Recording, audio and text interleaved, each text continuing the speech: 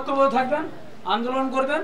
আমরা এই সন্ত্রাসীদের এই হামলার সুষ্ঠু বিচার না হবে আন্দোলন করব, এটা নিশ্চিত থাকেন। মেয়র দুর্নীতিবাদ ছিল, মেয়রের বিপক্ষে ছিলাম। যে কোনো পৌরসভায় কোনো ঝড় আসবে আমি আপনাদের পাশে থাকবো। কারণ হলো কালকে সুজন ভাইয়ের কান্না আপনারা দেখেন নাই, আমি দেখছি। ছোট বাচ্চার মতন কাঁদতেছিল, বলে সব ভাই আমার কি হলো। আমরা এগুলো চিন্তা করিয়েন না ভাই, বিচার হবে। চিন্তা করার দরকার নাই, বিচার হবে। এই হলো কথা। আমার অনুরোধ, আজকে সুজন ভাই মার খাইছে, কালকে যে আপনাদেরকে মারবে না এটা নিশ্চয় থাকি। যেরকম পারবেন স্টাফ যতগুলা কথা বললো, এটা আপনাদের গর্বের বিষয়। পারবেন স্টাফ কখনো মাঠে নামতে চায় না, শুধু আপনাদের কার্যক্রমে আপনারা সকাল থেকে যে কোনো কাজ করবেন না আপনারা সিদ্ধান্ত নিচ্ছেন, এই কারণে পারমেন্ট স্টাফরা আপনাদের পক্ষে আছে, থাকবে। এটা 2 দিন লাগুক আর 5 দিন লাগুক, যতক্ষণ আগামীকাল 17/8/2025 তারিখ রাত অনুমানিক 9:30 থেকে 10টার মধ্যে আমরা পৌরসভা কর্মকর্তা কর্মচারী, আমরা যখন আমাদের পৌর সার্ভিস অ্যাসোসিয়েশনের সেক্রেটারি এবং বিভাগীয় সাংগঠনিক সম্পাদক, কেন্দ্রীয় কমিটির সাংগঠনিক সম্পাদক সুজন শাহ এবং আমাদের পৌর সার্ভিস অ্যাসোসিয়েশনের সাংগঠনিক সম্পাদক মকসেদ আলী যখন খবর পায় যে পৌরসভার অবৈধভাবে দোকান দখল হচ্ছে, তখন তারা সেখানে যায় তাদের সাথে কথা বলার জন্য। তারা কেন এই জায়গাটা দখল করতেছে, কি কারণে দখল করতেছে, ওখানকার এলাকার লোকজন, দোকানদার সবাই মিলে আতর্কিতভাবে হামলার উদ্দেশ্যে, তাকে হত্যার উদ্দেশ্যে এমনভাবে পিটন দেয় যে আমাদের সুজন স্যার এখনো হাসপাতালে আছেন অজ্ঞান অবস্থায়। তার উন্নত চিকিৎসার জন্য আমরা এখন রংপুর নিয়ে যাওয়ার জন্য ব্যবস্থা করতেছি। আমরা ইউনো মহোদয়, আমাদের প্রশাসক মহোদয়কে জানাইছি। আমরা থানায় গেছিলাম আমাদের প্রতিবাদ করার জন্য, আমাদের আইনের আশ্রয় নেওয়ার জন্য। আমাদের থানা অফিসার ইনচার্জ, আমাদের পৌরসভা কর্মকর্তা, আমাদের একজন সদস্য ওসি, উনি আমাদের কোনো তোয়াক্কা না করে উনি বলতেছে আপনি আগে এজাহার দাখিল করেন। এখানে সরকারি সম্পত্তি আত্মসাৎ হয়ে যাচ্ছে, সরকারি কর্মকর্তা কর্মচারীরা মার খাচ্ছে। আমরা মানবতার জীবনযাপন করতেছি। আমরা সকাল থেকে সন্ধ্যা পর্যন্ত মানুষের মানবিক সেবা দিয়ে থাকি, জন্ম থেকে মৃত্যু পর্যন্ত নাগরিক সেবা দিয়ে থাকি। আমরা কোনো রকম প্রতিকার পাই নাই। আজ আমরা এই প্রতিকারের আশায় আমরা আমাদের ঊর্ধ্বতন কর্মকর্তা, আমাদের প্রশাসক মহোদয়, ইউনো মহোদয়ের কাছে আমরা যাব। আমাদের কি করতে হবে না করতে হবে আমরা এখন প্রয়োজনীয় ব্যবস্থা করব। আমাদের বিচার না হওয়া পর্যন্ত আমাদের দাবি অব্যাহত থাকবে। আমাদের এই মানববন্ধন, আমাদের এই অবস্থান কর্মসূচি আমাদের অব্যাহত থাকবে। আমাদের দাবি না পাওয়া পর্যন্ত, আমাদের দাবি আদায় না হওয়া পর্যন্ত আমরা এই কর্মবিরতি থাকবেই। ঘটনাটা হলো এলাকাবাসী, ওখানকার এলাকার পোলাপান, ওখানে কিছু গুন্ডা বাহিনী, কিছু সন্ত্রাসী বাহিনী ওখানে আছে, যারা জমি দখলদার, ভূমিদস্যু, যারা এর আগেও আওয়ামী লীগের সময় আওয়ামী লীগের মানে দোসর ছিল, তারা এখন মাথা চারা দিয়ে উঠছে।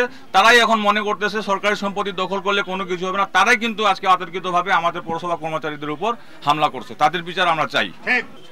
মকসেদ আলী আমাদের পৌরসভা সম্পত্তি রক্ষার জন্য গোয়ালপাড়া মডার্ন টয়লেট বোর্ডের কাছে গেলে তার ওই এলাকারই সন্ত্রাসীরা অতর্কিত তাকে হত্যার উদ্দেশ্যে হামলা করে এবং প্রচণ্ড মারধর করে। সে সঙ্গে সঙ্গে জ্ঞান হারিয়ে ফেলে। সে এখন 100 শয্যা হাসপাতালে মৃত্যুর সাথে পাঞ্জা লড়তেছে। আমরা গতকাল রাত 2টা-2:30 পর্যন্ত আমরা তাকে হাসপাতালে ভর্তি করে আছি, ওখানে ট্রিটমেন্ট করছি। 2টা-2:30 পর্যন্ত আর জ্ঞান ফেরে নাই। আমরা এখন ডাক্তারের সাথে কথাবার্তা বলবো তার উন্নত চিকিৎসার জন্য। আমরা সেরকম হলে রংপুর মেডিকেল কলেজ হাসপাতালে রেফার করার জন্য আমরা অনুরোধ করব। এবং আমরা এই ঘটনার জন্য সত্যি পৌরসভা কর্মচারী সহ সকল কর্মচারীবৃন্দ আমাদের সকাল থেকে আন্দোলন করতেছে। এই বিচার সুষ্ঠু না হওয়া পর্যন্ত, এই যে অতর্কিত সন্ত্রাসীরা আমার ভাইদেরকে যে আক্রমণ করলো হত্যার উদ্দেশ্যে, এর বিচার না হওয়া পর্যন্ত আমাদের আন্দোলন অব্যাহত থাকবে। এবং এই ক্ষেত্রে আমরা এখন আমাদের ঊর্ধ্বতন কর্তৃপক্ষ, আমাদের ইউনো স্যারের কাছে যাবো, আমরা একটা এজাহার করবো এবং আইনগত আশ্রয় গ্রহণ করব। এবং এই আইনগত আশ্রয় গ্রহণ এবং আইনগত ব্যবস্থা গ্রহণ না হওয়া পর্যন্ত, সন্ত্রাসীরা গ্রেপ্তার না হওয়া পর্যন্ত, সুষ্ঠু বিচার না হওয়া পর্যন্ত আমরা আমাদের কার্যক্রম, এই যে কর্মবিরতি অব্যাহত রাখবো। এটা আমরা সবাই মিলেই সিদ্ধান্ত গ্রহণ করছি। এটা আজকে আমাদের এক ভাইকে মারছে, কালকে আমাদেরকে মারবে। এটা এক ভাইকে না, 2 ভাইকে না, এটা পৌরসভার একটা প্রতিষ্ঠান, এটা সেবামূলক প্রতিষ্ঠান, স্বায়ত্তশাসিত প্রতিষ্ঠান, সেই প্রতিষ্ঠানকে মারা হয়েছে। এই প্রতিষ্ঠানের ভাবমূর্তি উজ্জ্বলের জন্য এবং আমার যে কর্মচারীরা মার খেলো। গতকালকে আমি টোটাল ওই এলাকার গিয়ে খবর নিয়ে যেটা জানলাম এবং দেখলাম যে পৌরসভার কিছু জায়গা এলাকার কিছু লোকজন দখল করছে। সেখানটায় পৌরসভার 2 জন কর্মচারী গিয়ে বলেছে যে এটা পৌরসভা জায়গার আপনারা কেন নিচ্ছেন, যদি আপনাদের কোনো বৈধ কিছু থাকে তাহলে আগামীকাল পৌরসভায় আসেন এবং কথা বলেন। এই কথা বলার সঙ্গে সঙ্গে পৌরসভার 2 জন কর্মচারী এবং তার সাথে আরেকজন পথচারী ওদের পক্ষে দাঁড়িয়েছিল, এদেরকে বেধড়ক পিটানো হয়েছে। এখন পৌরসভার সম্পত্তি রক্ষা করতে গিয়ে পৌরসভার কর্মচারী বা কর্মকর্তারা যদি অপমানিত, লাঞ্ছিত বা মাইর খায়, তাহলে তো তারা তাদের দাবি আদায়ের জন্য আজকে তারা যে আন্দোলনটা করছে, এটা আমার কাছে মনে হচ্ছে যৌক্তিক। এই যৌক্তিক দাবির পরিপ্রেক্ষিতে যারা এই অপকর্ম করেছে তাদেরকে দৃষ্টান্তমূলক শাস্তি দেওয়া হোক এবং সৈয়দপুর পৌরসভার যে সমস্ত জায়গা অবৈধভাবে অনেকে দখল করে আছে, আমার মনে হয় এটাই সময়, এটাই সুযোগ যে এখান থেকে তাদেরকে উচ্ছেদ করা হোক। এবং আপনারা শুনলে খুব আশ্চর্য হবেন যে সৈয়দপুর পৌরসভায় 5 তলা 6 তলা বিল্ডিং হয়, যে বিল্ডিংয়ের নকশা নেওয়ারও প্রয়োজন মনে করে না সৈয়দপুর পৌরসভার কাছে। পৌরসভার নকশাবিহীনভাবে এই পৌরসভাতে বিল্ডিং হচ্ছে।